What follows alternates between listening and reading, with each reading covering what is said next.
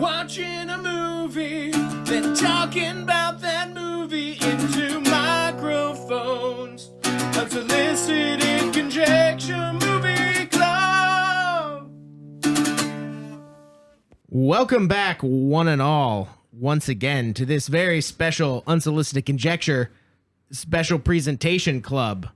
That's right. More than just a movie club. Special presentation. We're doing a special presentation. That's why you can tell we've got video and we've got spooky lighting. Oh, wait. Look, it's you guys. You're back. Yeah. We cut you out for a little while, but you're back now. I guess cool. we're back. That's cool. No, they're back. We were always here. We were. And you'll notice someone in between us. I will. You will. They will. And so will Notice you. me. Notice her. Notice me. Vanessa's back again. That's right. You've heard from her before. You want to give us a little bit of an intro on you? What's up with you? Yeah, what you do? thanks for having me back, guys. I also do podcasts with the Gruesome Magazine and Heroes and Droids, both on YouTube and streaming audio. I do a lot of modeling and cosplay and just have a lot of fun. Along with Josh. He does most of my photography. Oh, do you know Josh? Sometimes. We've met. They've met before. That's good to know. All right, so what are we talking about today, guys and gals, peoples? Tonight, we're going to talk about Werewolf by Night. Werewolf by Night. I'm excited about it. As soon as I saw this preview, I was super stoked, and my wife was like, no, thank you. Oh, it's not that bad. I know. She just had no interest because not only does she not like horror, she also doesn't like old black and white stuff. So it was completely a double negative for her. Oh, well, it's a double positive for me. To pause up. Yep. That'll make sense later if you haven't seen it. It will, probably because of the werewolf part. Yeah. Werewolf by Night 2022. The first Marvel special presentation.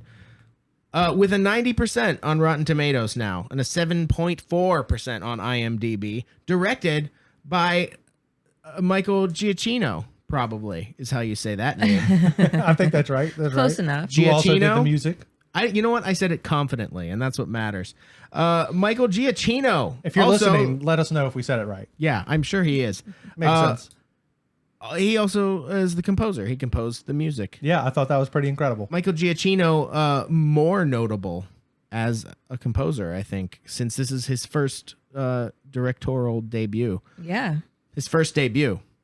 His First debut? You'll Is that never how it believe works? it. Debut Yeah, it's his ever. first Not his debut. second debut. I think Vanessa told us that earlier off mic, or at least she told me that earlier. Yeah. Continue. So he did the music. He composed the music for the Batman and a bunch of stuff. The Batman, like with Robert Pattinson. Pattinson. Robot Bat. Yeah. Yeah. Michael okay. Giacchino, written by Heather Quinn and Peter Cameron. Heather Quinn, who worked on Hawkeye, and Peter Cameron, who wrote on WandaVision and Moon Knight. Correct. It stars Gael Garcia Bernal Yay. as Jack Russell. Also, awesome. the Best Werewolf character by name Night. ever. Yeah, Jack Russell. For a He's the dog, best. man.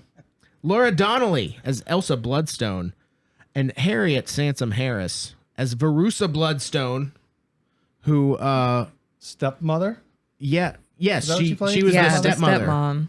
the former wife of Ulysses Bloodstone, and she's a pretty famous actress too. You know, Eve 6. She was Eve 6 in The X-Files. Season one. The band Eve 6 is named after that character. What? So she was like a clone. She was a That's couple a little of bit herself. of like Many. just deep info Eve right there, 6, right there. yeah. Deep Yeah. into Every it. time I see her, that's what I think of. She's That's so Eve funny. 6. She is the Eve 6. So yeah, and then other people were in it too. Other people. You're going to mention the screenwriter? Supporting cast. I did. Heather Quinn and Peter Cameron. No, those are just the two people who adapted it for the screen. I meant the original, the source material, I guess, that all this arrives from. Oh, it's the all based on comic a book. comic book called Werewolf by Yeah. Night. Exactly. Gary Conway is the guy's name. Oh, who created the character? Yeah, I guess so. There you go. Who created Jack Russell in particular. There Yeah. you go. So he was very good with the names, as you mentioned Great. already. It is. I'm pretty sure those dogs already existed. Man, I'm just going to go ahead and say I really liked how subtle the makeup that he wore was. Like his facial makeup. I guess Yeah. they might have been tattoos. They didn't really explain what they were, but I liked how subtle it was, and you only really noticed it when they went in tight. Yeah, I liked his Yeah. rhinestone suit. Yeah. to honor his ancestors. Yeah, and did you see on his tie? It was like little Mickey Mouse heads. Oh, all down I his didn't notice tie. that. Yeah. With the first scene where the door's opening and they're introducing him, I thought he was laying down and it was like a coffin or like a drawer being wheeled out. Like they were about to just unleash some undead guy right there. Yeah. And I was like, wait, I am dumb. Yeah, they did some fun stuff with lighting in this because the first black and white. I believe this Yeah. is the first black and white Marvel project as well.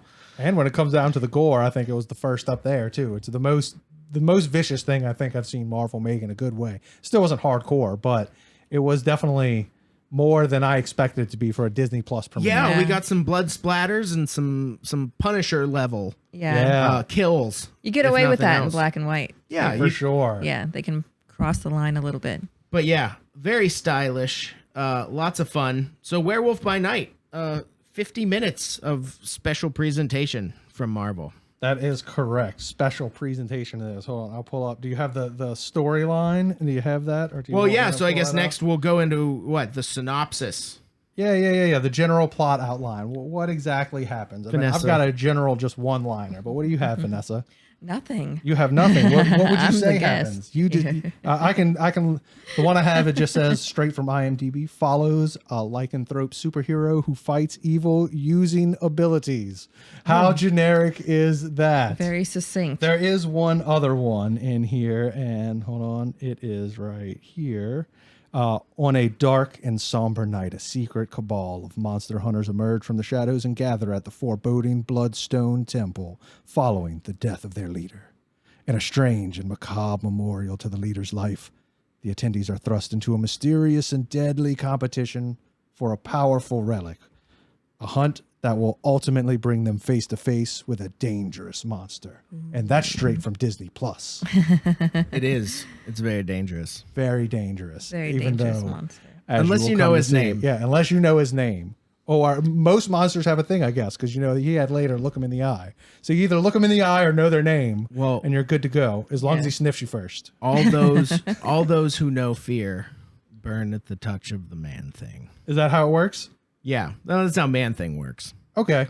I noticed the If creature. you know fear, So, you okay. burn at his touch. When, if you had to take a guess, would you say this time period is? Like, when would you say this movie Ooh, I love is that. taking place? I love Present how day. that worked that out. Yeah. It's present day. It is present day. You find out at the end. Yeah. But throughout the whole thing, I thought it was, I don't know, in the 40s, 50s or That's something. what I thought it was like 30s. Because They that's did kind of like what it's such a good emulated job after. making Yeah, you feel that way. It really did. And you really don't notice anything modern up until the end. That was honestly the best kind of little twist. I kind of expected everything else that was coming, so when it came, I was ready for it. But that was the one thing at the end. I was just like, man, I can't believe this is actually the present. Wait a minute. Yeah, it was interesting. It was cool just to see that sort of take on the universal monsters, like classic 1930s Wolfman. Kind of, I don't know, the drama, the melodrama Yeah. in the shots, in the speech. And man, it gives actors so much room to just like chew up the scenery, kind of like, what's her name? Eve Six. She's incredible in this movie. Yeah. It was so much fun to watch her kind of be insane. And Yeah. Veruza. it's just, there's really extreme fun characters in a fun, spooky scenario. So I think that's the best way to describe it. Really, is fun. Like the scene where she takes down the mask and it shows like the cry makeup. Yeah. I was right there. I was like, ooh, that is a banger shot right there. I was not expecting it. yeah, it was really neat. I had a good time with it. I also had a good time. So, all right. We already talked about what it's about, all that So stuff. yeah, the synopsis: Ulysses Bloodstone has died. That's a right. famous monster hunter who, in the comics, was like a caveman. He's like thousands and thousands of years old, but he got a sliver of the bloodstone stuck in his chest, and it kept him alive Oh, for okay. a super long time. And Elsa Bloodstone is his daughter, so he's dead now, and she has the bloodstone. That's gonna be fun. I wonder if it was like in his will to create the robotic. Apparently, yeah. Yeah. I mean, because he had to have pre-recorded all He that wrote the audio, script. right? Yeah. Yeah, so Yeah. all of these Bit monster of hunters, cemetery humor. Yeah. yeah, and since he's dead, all these monster hunters get invitations to his castle to compete to become the wielder of this magical artifact that just makes monsters die or whatever. I thought it was pretty cool, the Bloodstone idea. I love the way it was shot, the way they did the selective color. So it was shot on color, brought back black and white in post, and the way they just let all the reds bleed through.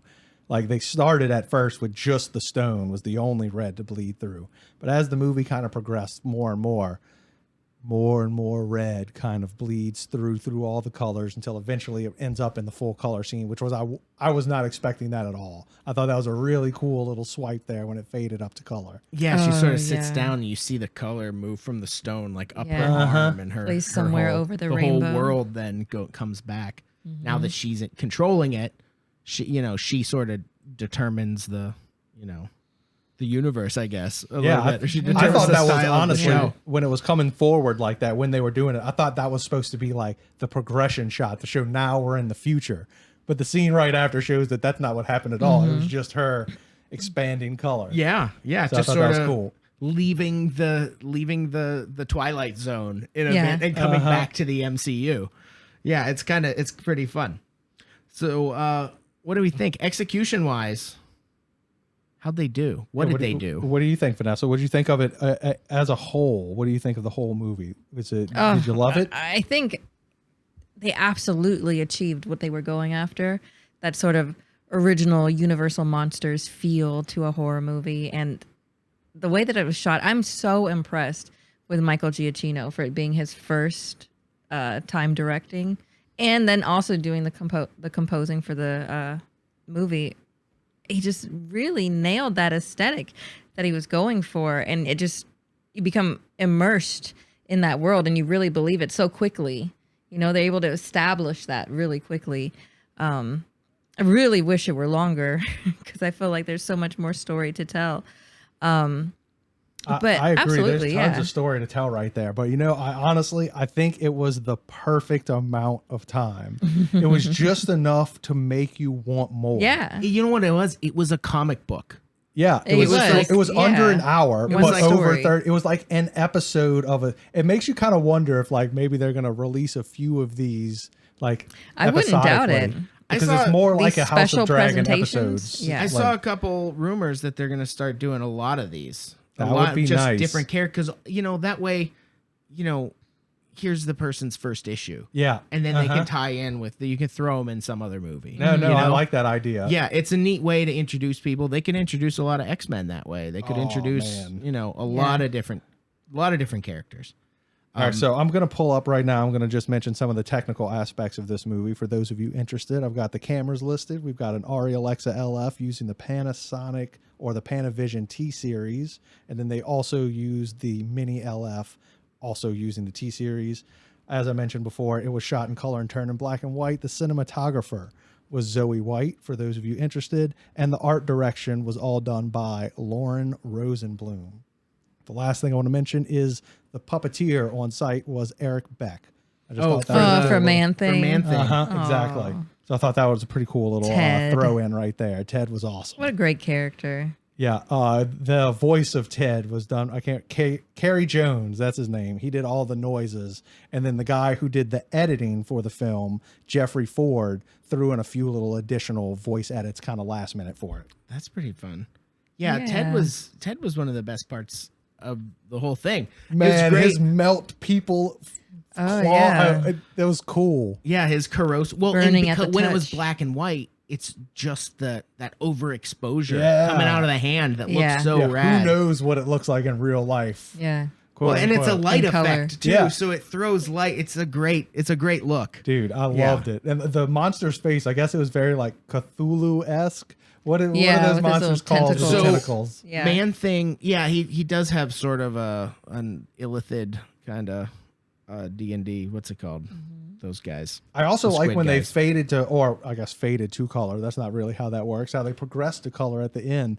The coloration of him was different than I expected from the black and white. It was so like swamp thingy, for lack of a better term. Well, interesting you say that. ManThing is a swamp creature. Yeah. His character was created like 3 months before Swamp Thing. came out for DC. So it's another one of the, Dark Side Thanos, Deadpool, Marvel was like, they're Deadshot. coming out with Swamp Thing. We got to make something quick before theirs comes out. Yeah, Deadpool, Deathstroke. Yeah, well, yeah, they were always competing and Yeah. making the same Yeah. characters, So technically, Marvel beat DC to create Man-Thing before they created Swamp Thing. But they were both ripped off of some other thing that came out like 10 years before. Yeah. Some other, he was called The Heap or something, some trash monster. That's Swamp funny. monster. So they're both rip-off, but technically Man-Thing is a little bit older. He's the older brother to Swamp Thing. But yeah, he's basically a Swamp Thing. All right, Yeah. cool. And you could even see he had little mushrooms growing was on his Yeah, shoulders. like I said, he and looked stuff. very, Very Swamp Thing, cute. and I wasn't expecting that until the very He's end. got the three elephant nose, Yeah. kind of like three elephant, trunks. elephant, half octopus kind of little wiggly Yeah. things. Yeah, he's fun, but he was cool. He had a kind of a Groot sort of aspect to him. almost, Well, he didn't say Yeah. anything really. He just kind of Yeah, just grumbled. Had his to own himself. language. Yeah. yeah. What's his name? Jack Russell could understand it. Yeah. That's for sure. Yeah. And I love how they just had a pre-existing relationship, and he's always sneaking in Getting in to save trouble. Man-Thing. Uh-huh. And then at the end, we have Man-Thing coming to save him, but he was already gone. Yeah, they had a really fun relationship, and it was a neat way to introduce Jack Russell as a character. Because, if you're a werewolf, he's a traditional werewolf. I believe with Jack Russell in the comics, when it was a curse that was laid on his dad, and when he turned 18, the curse took effect. So Okay. he was a teen wolf. Kind of almost Peter Parker-ish. I've only read a couple of Werewolf by Night. Yeah, I haven't seen any of them. the- I only know it exists because of Moon Knight. Yeah, me too. Moon Knight originated in a Werewolf by Night comic, and he was just like a bounty hunter. Well, I was wondering if this was coming out because Moon Knight 2 is all in the works, so maybe It is in there's the some works. sort of correlation That's between exciting. some of these characters and Moon Knight in the next season. Well, there's I would hope. probably. I would imagine so. That And would not be to amazing. mention, we'll have another big thing that just happened, of course, is Blade was delayed a year. Of course. Rumors are the script was lackluster, and they let the director go, and they're looking for somebody else, and they're going to work more on it. The fact that this was just popular, they just introduced Elsa Bloodstone. All these characters are probably going to be moving towards a Midnight Suns type situation, which is the Marvel version of the Justice League Dark. So all Okay. the magical characters. And in the comics, that means Ghost Rider, Doctor Strange, Moon Knight, all those kind of supernatural guys working together to fight supernatural threats. And a few months ago, there were those rumors that Anthony Starr, so Homelander from The Boys, yeah, I saw was that. in He talks was- with Marvel yeah, for something. And a lot of people were thinking, what if he's going to be the MCU he Dracula? does an incredible job, and he's a great actor. He Yeah. might be a whole That would be supernatural big bad. As a Dracula, that would be amazing. Yeah. So we could have this whole team coming together to fight Dracula and a whole army of... We could get Punisher, killing vampires. Well, Punisher will be back in Daredevil. Yeah. So Yeah, I don't need know. more Ghost Rider in my life. Yeah, Ghost I'm Rider. excited Oh, for I'd that. love to get a Ghost Rider special presentation. Man, it'd be best if Nick Cage hope stays as Ghost Rider. Right. That would be the best. Maybe I kind of do want to see Deadpool that. 3 is coming. Oh man, that would be so amazing. If Nick we're gonna get- Cage, Hugh Jackman, and Ryan Reynolds. Oh my in the same God. movie. If we're gonna get a Nick Cage Ghost Rider, I think it's gonna be in Deadpool 3. Oh, that That's we can where only hope. All right, so back to the movie. The reception. It seems like so far it's gotten a pretty good reception, even Oh, on yeah. both platforms. Yeah. Everyone I know that's seen it, which is basically everyone in this room and a few other people, have all said they loved it. Well, all the reviews have been wonderful too. Yeah, it was the top streaming film of the week ending October 9th, according to Whip Media. So whatever Whip. that is. Whip. But they do something to measure how many movies people it's watch. good. It's good to have measurements of some sort, I guess. What about you? What about, speaking of reception, we'll move on to what we all think about movies. And this one in particular in our new verdict section that Josh created and like we all this. love. So we're going to go with it. Okay, So- yeah. So the first thing we're going to do, like usual, do you have a favorite scene? What would you say is your favorite scene in the movie? My favorite scene is when Jack and Elsa are in the cage and he's turning and it's focusing in on her and she's hiding and becoming smaller and smaller. And in the background, in the shadow, you see him transforming into the werewolf. That is such an amazing scene. And they really capture that kind of 1930s, 40s damsel in distress kind of feel with her reaction to it. And then seeing that in the back, plus how smart to save so much money And on a transformation scene. Honestly, I love that scene. That was one of my top 2 for sure. So, but since you picked that one, I will pick a different one. But Josh, on to you. What would you say your favorite scene is? The one where he eats the microphone. Favorite scene. I mean, I loved a lot of the fight sequences. Of course, the werewolf section at the end was great. I thought it was really cool way that they went with a traditional 1930s style, the flat face instead of the, prognathic nose. And the like bipedal wolf kind more of. man than wolf. Yeah, as he's opposed a to more dude, wolf not than werewolf man. in London. He's a hairy dude with exactly. fingernails. Exactly. Yeah. He's more but more wolf man. He's more wolf man as opposed to werewolf in London. Yeah, it was cool. And the thing that really just stuck with me the most about it all was the score. The music is so good, and it does so much in setting the scene. From the opening number, like, the way that we see the MCU logo, get slashed by werewolf claws, and then we get the whole thing transcribed into a minor key. Yeah. So it's the same fanfare that we get every time, but in minor with the screams and slashes. Oh, it's amazing. It was so great. And just creating that whole atmosphere of horror and telling you, like, this is a different thing. We're trying something weird. Yeah. And it's going to be gory, but also black and white. So it's not going to be all that gory. Yeah. It's just fun. It was really really fun. Kinetically fun. It's funny that you say that because that leads up to what I was going to pick as my other favorite thing. And it's because we rag on this so often in other movies. And the introduction, the way it gives you so much backstory in such a short amount of time, kind of leading you up, not only with the voiceover, the narration talking at you, but they also back that up with so much visual. The opening scene, him walking through into what kind of looks like an Egyptian hallway, but then you see all the monster heads mounted, and you like the way they introduce so much information that you didn't know before in such a short amount of time, but they actually do it well, unlike, we'll say, Alone in the Dark. Oh, yeah. There's a prime example of the complete opposite of someone trying this. And like I said, we rag on this in a lot of movies because so many people try this and don't really pull it off very well. But I think they did such a good job in the first just 6 minutes, from when you press play to when they're sitting down discussing what's about to happen. It's just money. It's so, I can't imagine anyone turning off this movie in that time frame. Oh, no, absolutely not. All right, so then we'll go on to the verdicts. What do you think, Vanessa? Those are the verdicts right there. Pick which one. Oh, yeah, well, Josh. we gotta explain our new system. Explain it, Josh. You created it. That makes more sense. So this is the new verdict system. All right. We have 2 factors. We have the movie and we have the time you have watching it. So good movie, good time. It's a great movie. It's well done.